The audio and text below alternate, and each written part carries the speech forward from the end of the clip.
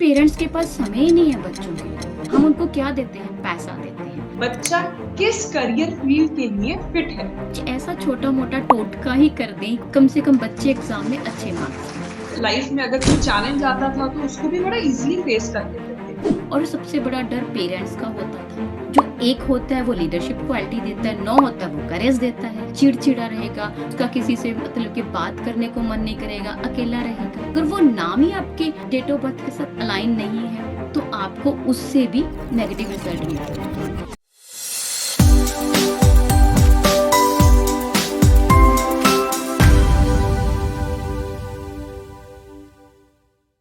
Welcome to Pinnacle Talks by Pinnacle Vastu. मैं हूं आपकी होस्ट आचार्य पुखराज खन्ना। आज हम बात करने जा रहे हैं एक ऐसे टॉपिक के बारे में जो हर एक घर का हिस्सा है। आज के पेरेंट्स अपने बच्चों की पढ़ाई को लेकर बहुत ही कंसर्न रहते हैं और उनसे जुड़े चैलेंजेस को भी लेके कंसर्न रहते हैं। बट क्या आपने कभी ये सोचा है कि वास्तु, एस्ट्रोलॉजी, न्यूमरोलॉजी, ये साइंसेस में हमारे बच्चों से जुड़ी हुई चीजों का क्या रोल हो सकता है? क्या आपने कभी सोचा है कि वास्तु के अनुसार अगर बच्चा किसी दिशा में बैठ के पढ़ रहा है तो क्या वो उसको इम्पैक्ट कर सकता है? या न्यूरोलॉजी के अनुसार अगर बच्चे को कोई बर्थ नंबर मिला है तो क्या वो उसकी स्किल्स या इंटरनल स्ट्रेंथ या वीकनेस डिसाइड कर सकता है? क्या एस्ट्रोलॉजी के अनुसार हम ये डिसाइड कर सकते हैं कि आने वाले टाइम के लिए नेचुरली बच्चा किस करियर फील्ड के लिए फिट है? या अब तो जैसे कि एग्जाम्स का सीजन है तो क्या कोई इजी टिप्स या रेमेडीज के थ्रू बच्चा अपने एग्जाम के लिए अपने कंसंट्रेशन को या फोकस को इंक्रीज कर सकता है? ऐसे ही कई सारे सवाल के जवाब के लिए आज हमारे साथ है एक बहुत ही स्पेशल गेस्ट। जी हाँ, पिनाकल वास्तु से सीनियर आचार्य सीमा जी अपने 6 साल के वास्ट एक्सपीरियंस में वास्तु, एस्ट्रोलॉजी, न्यूमरोलॉजी और ऐसे ही ऑकल साइंसेस में एक इंटरनेशनल मुकाम हासिल किया है। इसी के साथ साथ अगर मैं बात करूं तो इन्होंने इन साइंसेस की जो असीम पावर है, जो असीम स्ट्रेंथ है, उसको ग्लोबली प्रमोट ही नहीं किया है, उसके साथ साथ उन्होंने इन साइंसेस से लोगों को 100% रिजल्ट्स भी डिलीवर किए हैं। आजकल सीनियर आचार्य सीमा जी अपने कनाडा टूर पे हैं और वहां पे रेजिडेंशियल, रेस्टोरेंट्स, वेयर हाउसेस और ऐसे ही कई स्पेसेस को वो अपनी नॉलेज और अपनी विजडम से हार्मोनाइज करने में अपना योगदान दे रही है। With deep gratitude and due respect, I welcome Pinnacle Vastu Senior Acharya Seema ji on board from Pinnacle Vastu, franchisee of Fatehgarh Sahib. Welcome, ma'am. Thank you ma'am. मैं सीनियर पिनाकल वास्तु आचार्य। मैं जो भी अपना सेशन शुरू करती हूँ उसमें gratitude से शुरू करती हूँ। तो मैं आज भी अपना सेशन 3 लोगों के प्रति ग्रेटिट्यूड करके दूंगी। सबसे पहले तो उस परमात्मा को जिसने मेरे को इतनी कैपेबिलिटी दी।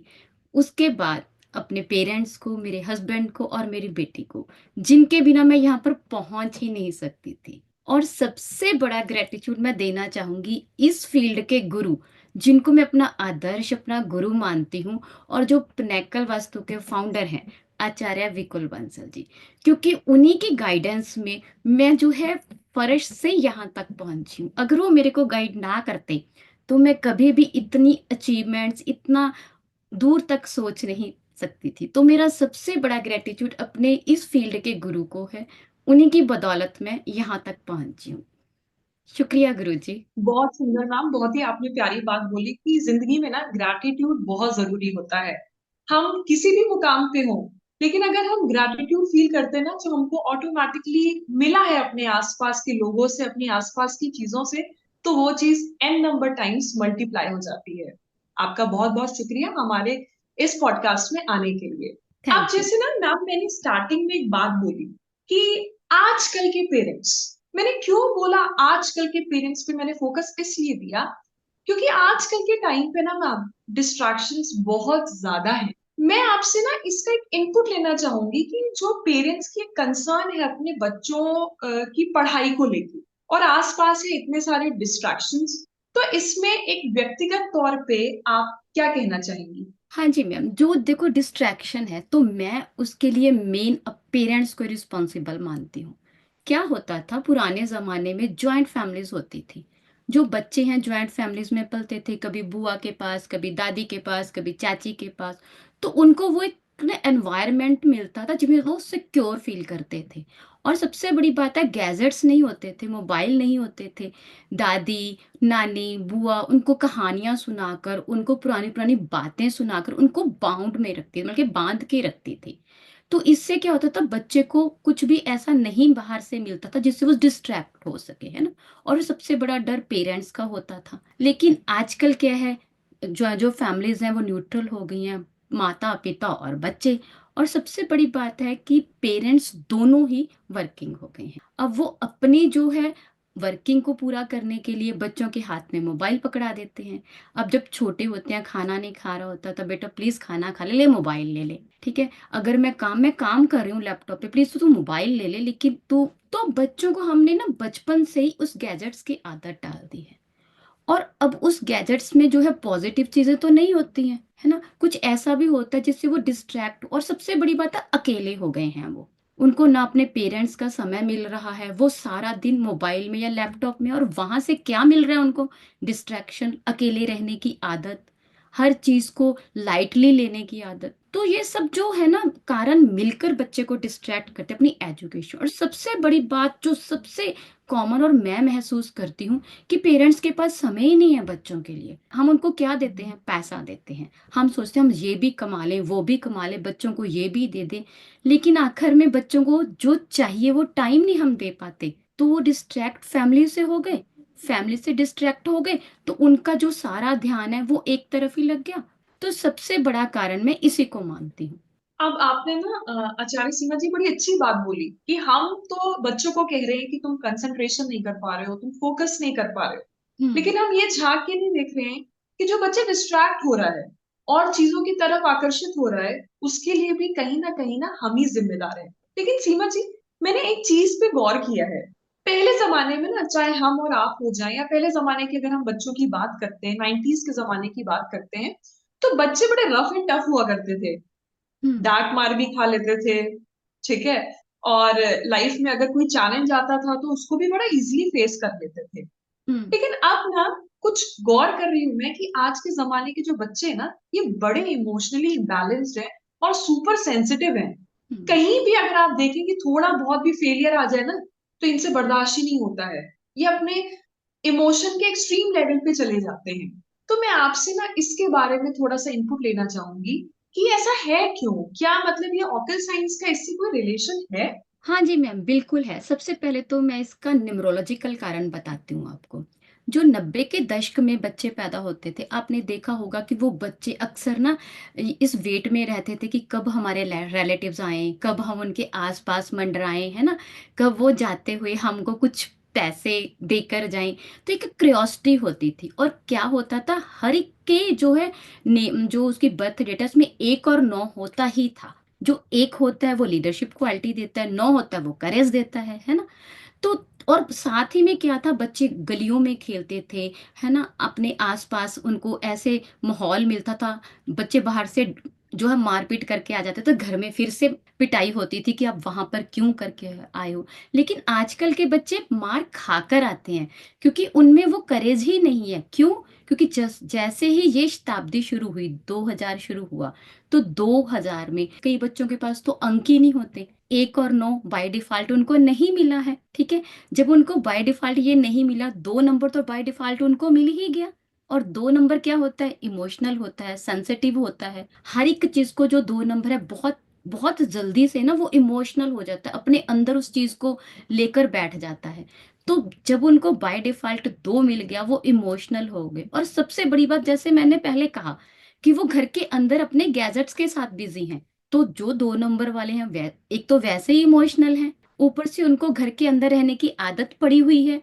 तो इससे जो उनके इमोशंस है ना, वो उनके अंदर ही स्टक होते जा रहे हैं। तो इसीलिए करेक्ट। न्यूमरोलॉजिकल कारण ये है इनका जो हम देख रहे हैं, और कुछ वास्तु दोष तो होते ही हैं। तो आपने ना बड़ा ब्यूटीफुली एक्सप्लेन किया इसको आचार्य सीमा जी की कैसे जो कुछ नंबर मिसिंग होने के कारण हम्म। बच्चे जो है ना वो कहीं ना कहीं इमोशनली डिस्टर्ब्ड है। मैंने ना कहीं पे सुना है कि जब हम न्यूमरोलॉजिकली बात करते हैं तो ये जो दो नंबर है ये चंद्रमा को रिप्रेजेंट करता है।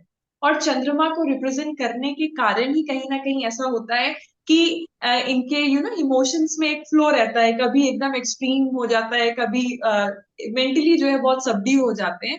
तो आपने बहुत खूबसूरती से इस चीज को एक्सप्लेन किया।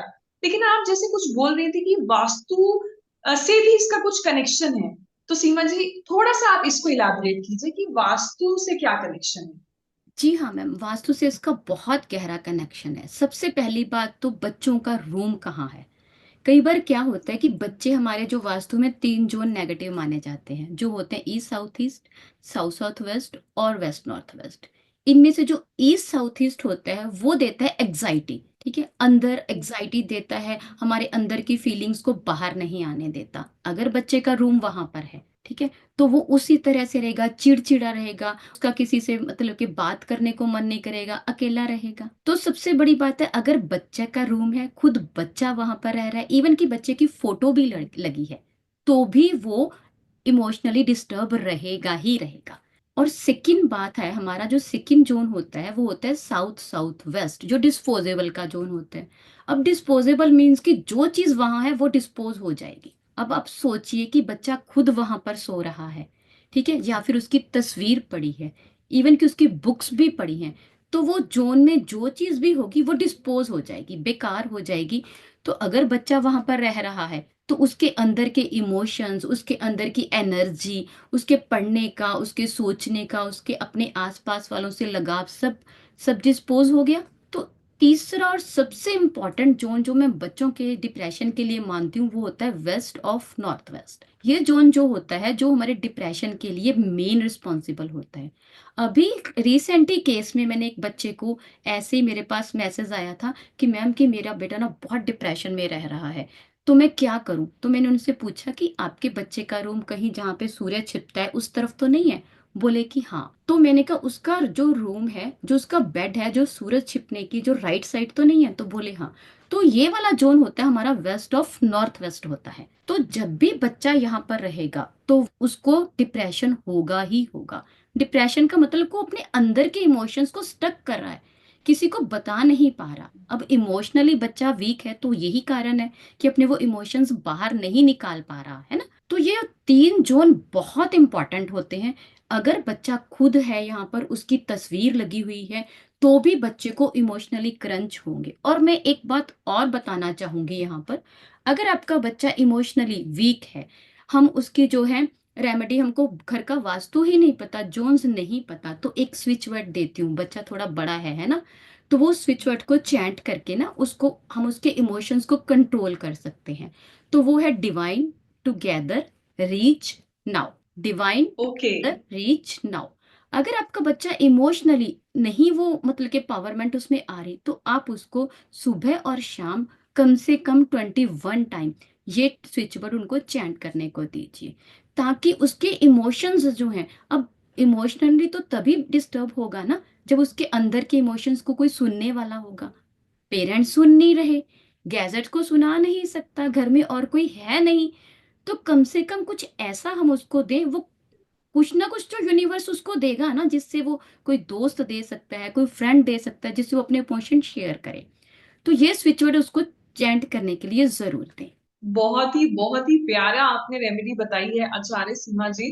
बिकॉज अगर हम इस चीज को आइडेंटिफाई ना कर पाए कि भाई कौन से जोन में है हम, वैसे मैं अपने ऑडियंस को बताना चाहूंगी कि अगर आप अपने घर के जोन्स को सही तरीके से आइडेंटिफाई करना चाहते हैं तो उसके लिए आपको संपर्क करना चाहिए पिनाकल वास्तु के एक्सपर्ट्स के साथ। और साथ ही में जैसे कि इन्होंने बहुत ब्यूटीफुल स्विच वर्ड दिया, डिवाइन टुगेदर रीच नाउ। तो जो भी बच्चे थोड़े से बड़े हैं, समझदार हैं, और उनको ऐसा कोई ना कोई शिकायत है कि कॉन्फिडेंस की कमी है, इमोशनली इम्बैलेंस्ड है, तो दिन में एटलीस्ट 2 बार वो इसको चैंट जरूर करें। और इससे इजी क्या हो सकता है, इतना आसान सा है और आप बहुत आसानी से इस चीज को कर भी सकते हैं। वेरी ब्यूटीफुल आचार्य सीमा जी। अभी अपनी कॉन्वर्सेशन को थोड़ा सा आगे बढ़ाते हुए, जैसे अभी हमने बात करी ना डिस्ट्रैक्शंस की, कंसंट्रेशन की, लैक ऑफ कॉन्फिडेंस की, अब मैं बात करना चाहूंगी जो एकेडमिक परफॉर्मेंस होती है। आचार्य सीमा जी, मैं आपसे ये समझना चाहूंगी कि क्या ये जो ऑकल साइंसेज हैं, तो बच्चे की एकेडमिक परफॉर्मेंस को बढ़ाने के लिए, बेहतर बनाने के लिए कैसे हेल्प कर सकती है?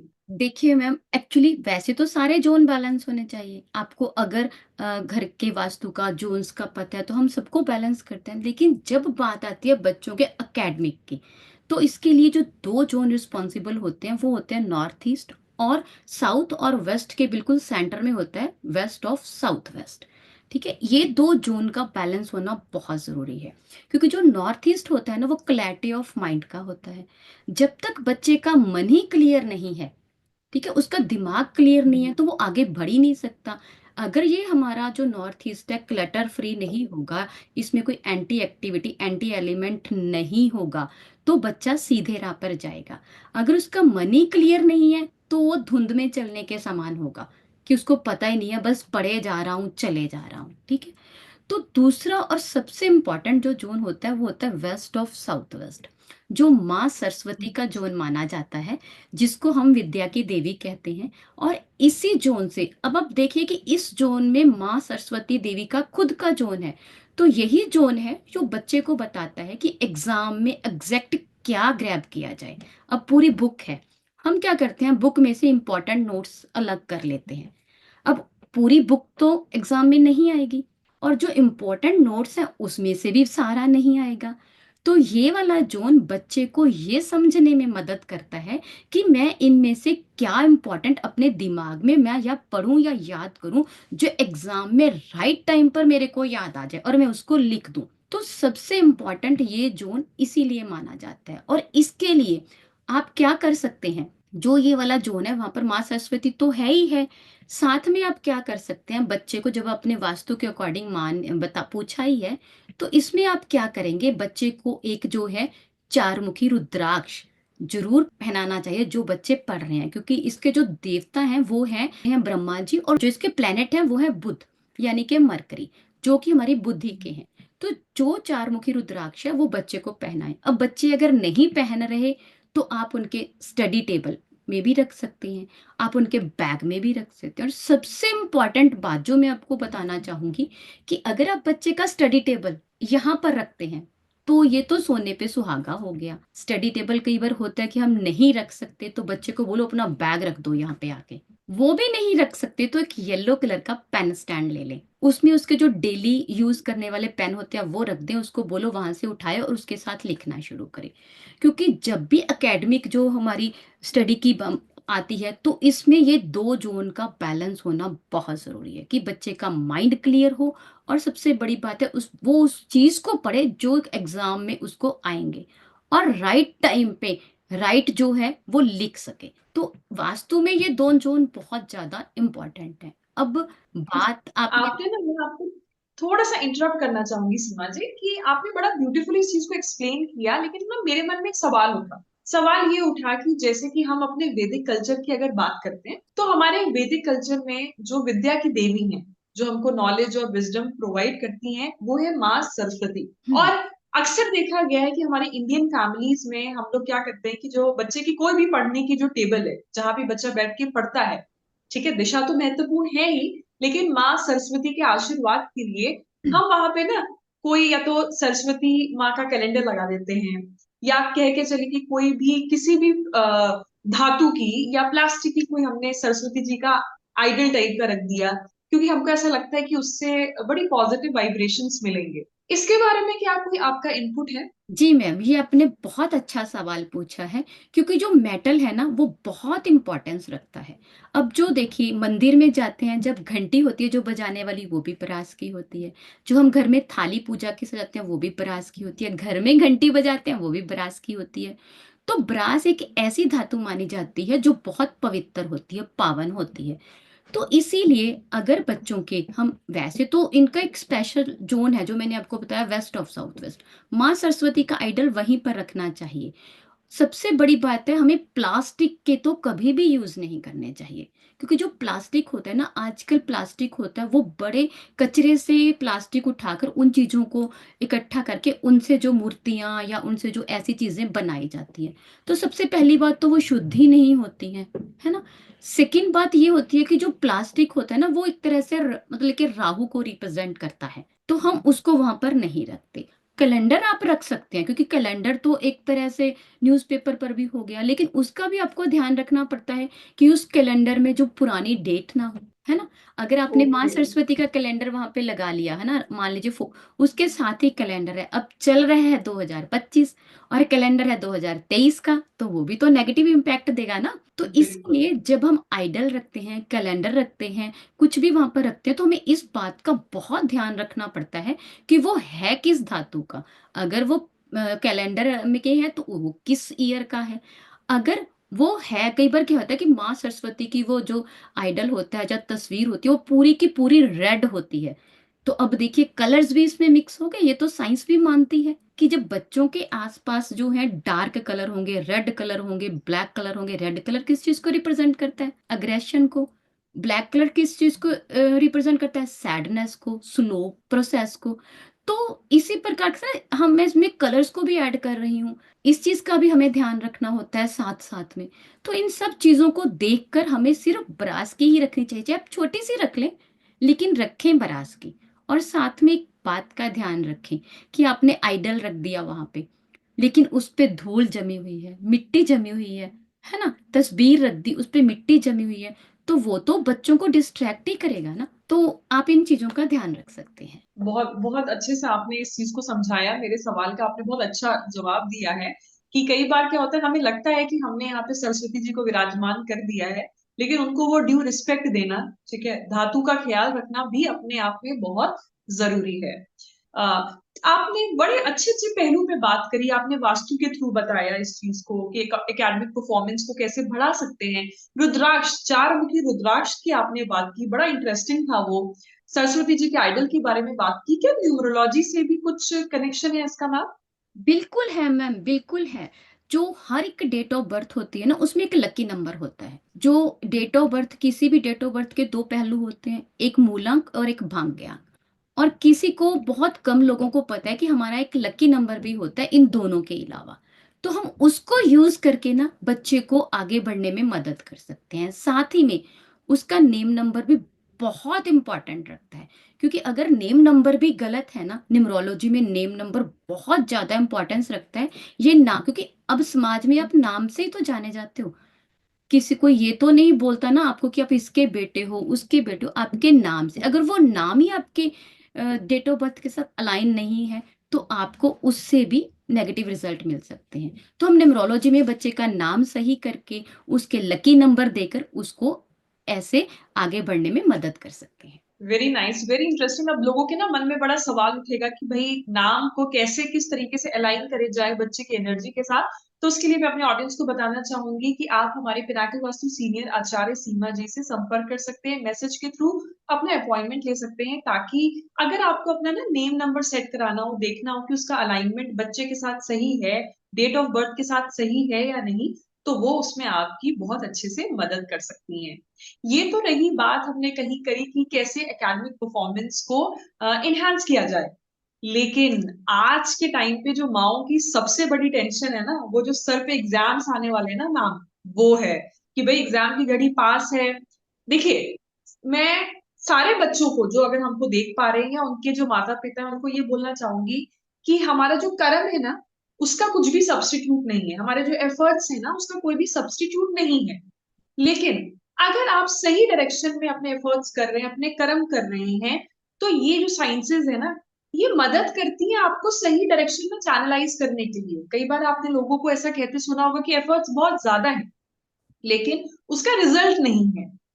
तो आप इन सब चीजों को सही तरीके से उपयोग करके अपने जीवन को हर तरह से बेहतर बना सकते हैं। बट अब आई बारी कुछ मास्टर टिप्स की, क्योंकि हमारी ना ऑडियंस मैम हमेशा वेट करती है कि हमारे जो पॉडकास्ट में गेस्ट आए वो कुछ ऐसे बता के जाएं जो कम से कम क्या हो ना, जिसमें बहुत दिमाग ना लगाना पड़े, आसान सा हो और बात भी बन जाए।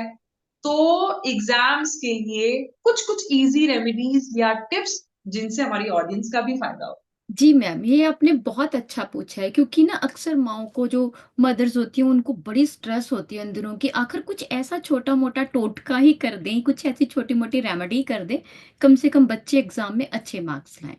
तो इसके लिए सबसे पहले तो आपको अपने घर का एनवायरनमेंट है ना, जो वो आपको नेगेटिव एनर्जी से फ्री रखना पड़ेगा। अब क्या होता है कि नेगेटिव एनर्जी कोई आ गया, उसने ऐसे कह दिया, बहुत अच्छा बच्चा है आपका, पढ़ रहा है, अरे आपका घर तो बहुत सुंदर है, चाहे उसकी इंटेंशन नहीं थी, लेकिन कई बार क्या होता है, नेचुरली वो ईवल आई लग जाती है। और सबसे बड़ा आजकल क्या रीजन है जो नेगेटिव एनर्जी आती है, नेगेटिव वाइब्स आती हैं? पुराने जमाने में ना, हम जो जूते थे वो घर के बाहर उतार के आते थे।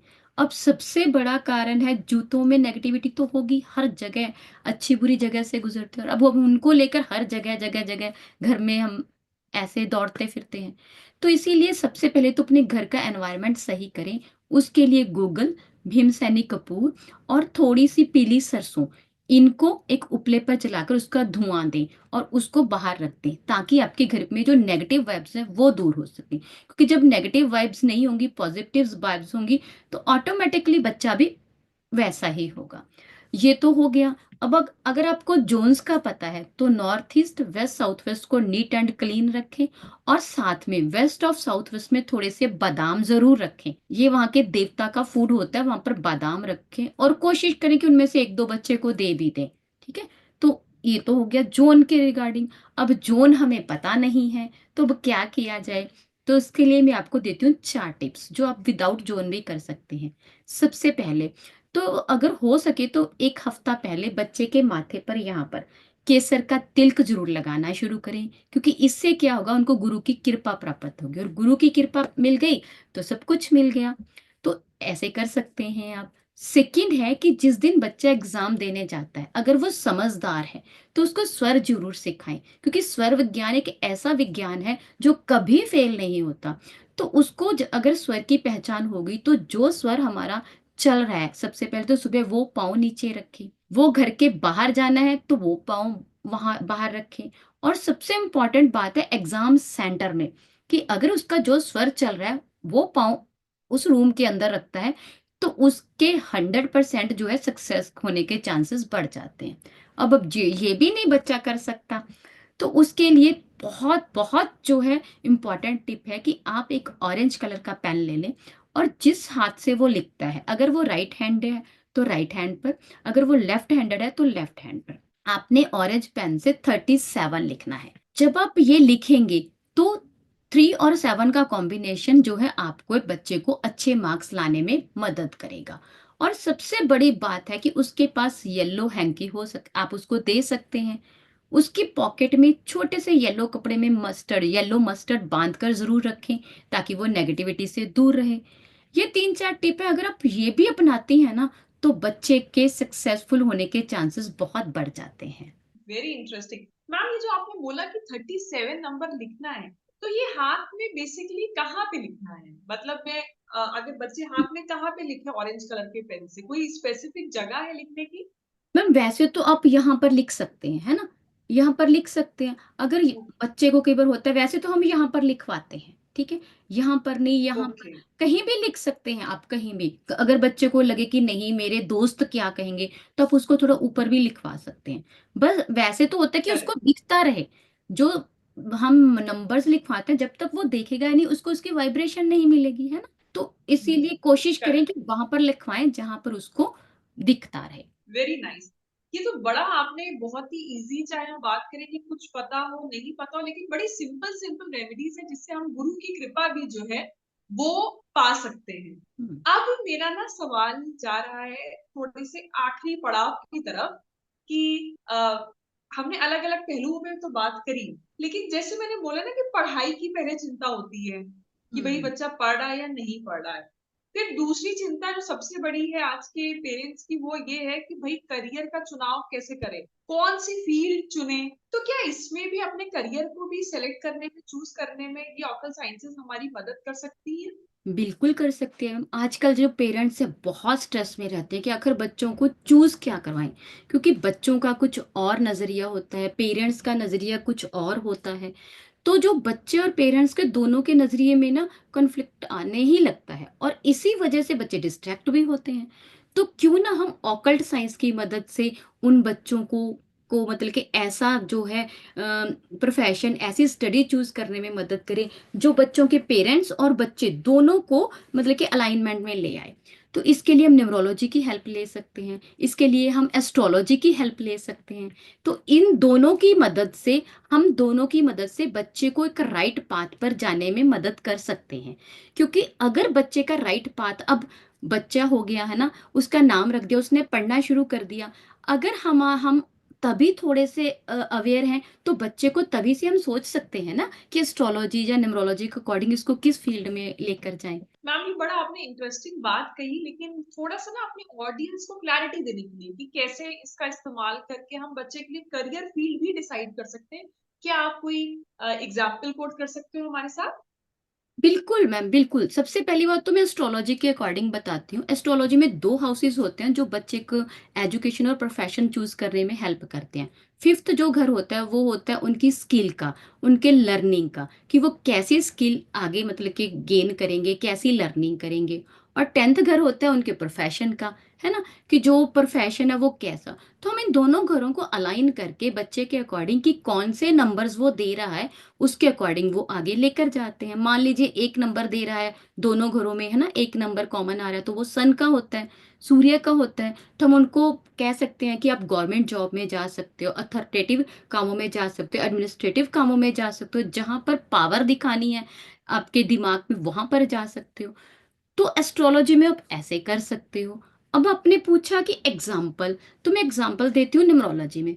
अब क्या है जैसे मैं अपने अपने पहले बताया था कि आजकल के बच्चे जो है 20वीं शताब्दी के हैं ना, जो भी शताब्दी चल रही है उसमें क्या है अंक नहीं है। अब मैं अपनी एक नोन की बात करती हूँ जिनकी डेट ऑफ बर्थ है 20th फ़ेब, ठीक है? 2020। अब आप देखिए इसमें 2 ही आ रहे हैं, है ना? तो अब वेरी इंटरेस्टिंग ना जी। 1 है, ना 5 है, ना 6 है, ठीक है? ना 7 है।